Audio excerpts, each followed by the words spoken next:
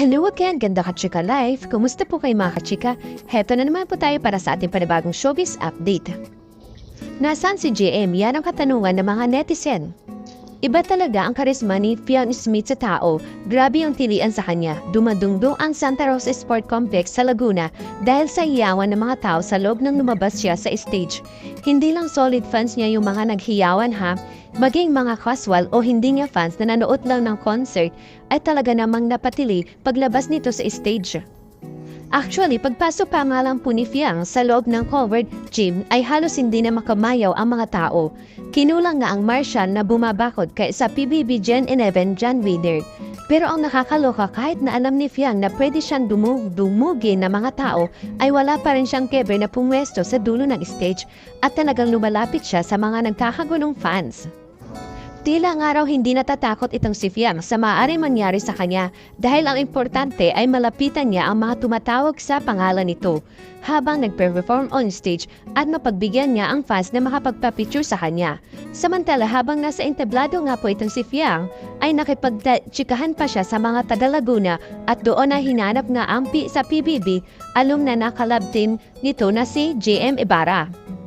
Hindi nga po dinedma ni Fiang ang tanong ng mga audience kung saan napabilib ang karamihan kung nasaan nga raw po itong si JM Ibarra. Ang chika naman po ni ng kapamilya star, nasa bahay daw ang kanyang kalab team at nagpapahinga. Sapat ng sinabing uniform para kiligiran JM Fiang fandom sa venue pati sa social media. Komento nga sa SX na ating nabasa, ramdam nila ang pagdidululo ng mga fanay na magkasama naghaharutan ang JM Fiang sa stage ng level ng kilig nila. Nung sumagot si Fiang sa tanong about GM.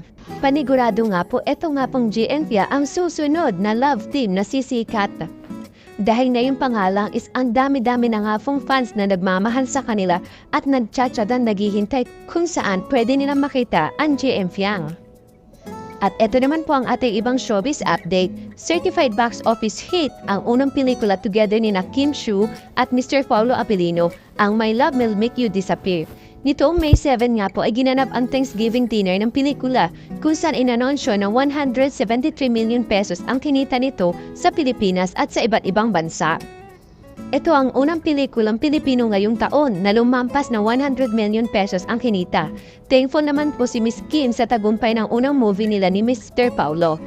Very thankful, very happy at parang nakakatuwa na maramdaman yung suporta ng mga tao. Sagot nga po ni Miss Kim sa interview sa kanila ni Mr. MG Felipe ng ABS-CBN News. Pinasalamatan naman ni Mr. Paulo ang mga fans na dahilan kung bakit naging hit ang My Love Will Make You Disappear. Very grateful to everyone who supported the movie. Organized black screening not just here in the Philippines but also abroad. So thank you so much. Sagot naman po ni Mr. Paulo. Game naman ang Kim Paulab team na muling gumawa ng pelikula. Samantala, usap-usapan naman ngayon ang Vini dahil nga po bumida ang P-pop idol girl group sa Vini na Instagram post ng global pop sensation na si Miss Ariana Grande.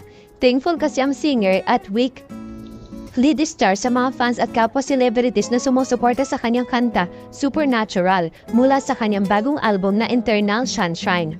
Ginamit kasi ang portion na nasabing kanta sa mga TITB at Instagram rin para sa Kim Soo-hyun Smile Challenge trend. Base kasi ang trend sa eksena ni Kim Soo-hyun sa episode 30 na hit Netflix South Korean drama series When Life Gives You Tangerine, kung saan napapakit ito dahil sa overwhelming feeling na makita niya ang kanya magiging bride na ginampanan nga po ni Miss IU.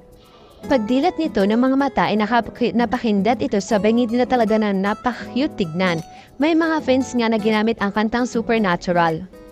Sa nasabing scene, hanggang sa gawin na rin ito na iba't ibang content creator at pati na mga celebrity ay kumakasa na rin sa cute na trends. Isa na nga po ang grupong Bini na gumawa ng Kim Soo-hyun Smile Challenge trend. Ang nasabing TikTok video ng Bini ay isa sa mga video na sa carousel post ni Miss Ariana. Pati ang solo version ni Bini Shayna ng trends ay kasama rin sa nasabing carousel post. I love you all so much, this have tickled me so. Say nga po ni Ariana sa kanyang caption. Halatang bet na bet nga po ni Miss Ariana ang version ng National Girl Group dahil shinare niya ito ang sa kanyang IG story kung saan crying emoji at 3 exclamation point ang sa kanyang caption. Tuwang-tuwa naman ang balloons na aware si Ariana sa grupong Bini. Samantala, dumako naman po tayo sa pinaka-olor nating showbiz update.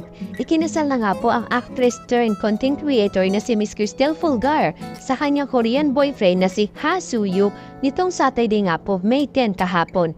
Ibinandera ng nice print photo sa kanilang Instagram page ang mga larawan na nakuha sa kanilang kasal ng dalawa.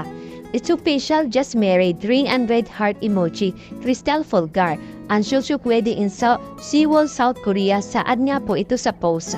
Agad naman itong nakita ng madlang people at nagpaabot ng kanilang congratulation message para sa bagong kasal.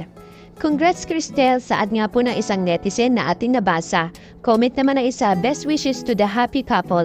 Congratulations. At ngayong kasal na nga po si Miss Cristel at si Soo-yuk ay plano na nga na actress na mamalagi sa Korea. Sa katunayan, nasabi na nga po nito sa kanyang nagdaang vlog. Lahat nga po ni Cristel, since nandito ako sa Pilipinas, naka-LDR kami ni Soo-yuk. So ang hirap pala ng LDR, patagal ng patagal, palalim ng palalim ang relasyon namin. Pahirap ng pahirap yung LDR. Nag-decide na rin naman ako na doon natitira sa Korea. Magbumubol na ako sa Korea. Sa kabila ng pagsisettle down sa Korea ay madalas pa rin itong uuwi ng Pilipinas. Babalik-balik ako dito. Nandito ang pamilya ko, nandito ang business ko, nandito yung mga kaibigan ko. Madali lang naman kasi 4 hours lang naman yung biyahe. Dagdag pa nito. Kitang-kita nga po kay Miss Cristel Fulgar na sobrang saya niya po. At eto, haharapin niya po yung panibagong yugto ng kanyang buhay na bilang may asawa na po. Thank you for watching. Kung nagustuhan niyo po ang video ito, subscribe na sa Starlight Showbiz YouTube channel and please don't forget to hit the bell button